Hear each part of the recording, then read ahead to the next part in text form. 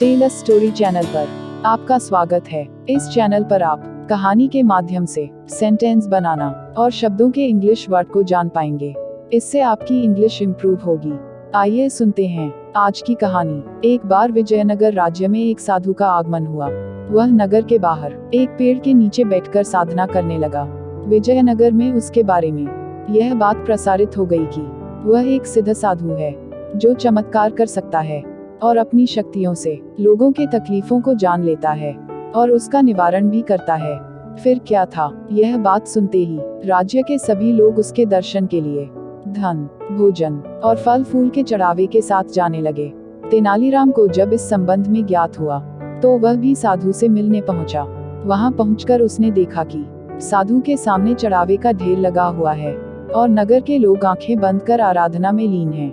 उसने देखा कि साधु अपनी आंखें बंद कर कुछ बुदबुदा रहा है। तेनालीराम कुशाग्र बुद्धि का था।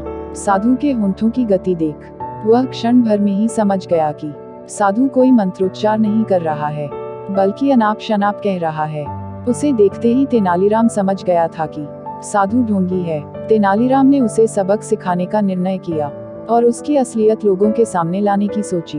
वह साधु के पास गया और उसकी दाढ़ी का एक बाल खींचकर तोड़ दिया और कहने लगा कि उसे स्वर्ग की कुंजी मिल गई है। वह जोर जोर से चिल्लाने लगा कि ये साधु चमत्कारी हैं और कल मेरे सपने में मुझे पता चला कि अगर किसी सिद्ध साधु की दाढ़ी का एक बाल अपने पास रखा जाए तो मृत्यु उपरांत स्वर्ग की प्राप्ति होगी। यह सुनना था कि वहां उपस्थित समस्त लोग साधु की दाढ़ी का बाल तोड़ने के लिए तत्पर हो गए। तेनालीराम द्वारा अपनी दाढ़ी का बाल खींचे जाने से हुई पीड़ा से साधु अभी उबरा भी नहीं था कि उसकी घोषणा सुन वह तुरंत समझ गया कि लोग उसके साथ क्या करने वाले हैं। वह धीरे से अपना सामान बटोरा और वहां से जान बचाकर भाग गया। लोग उसे बुलाते ही रह गए पर साधु मुड़कर पीछे भी नहीं देखा। तब तेनालीराम ने उपस्थित लोगों को बताया कि वह नहीं सुनेगा और उसकी असलियत से भी उन्हें अवगत कराया और ऐसे ढोंगियों से दूर रहने की नसीहत दी।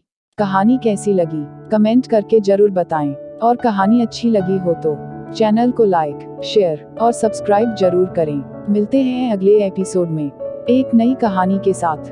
तब तक के लिए धन्यवाद।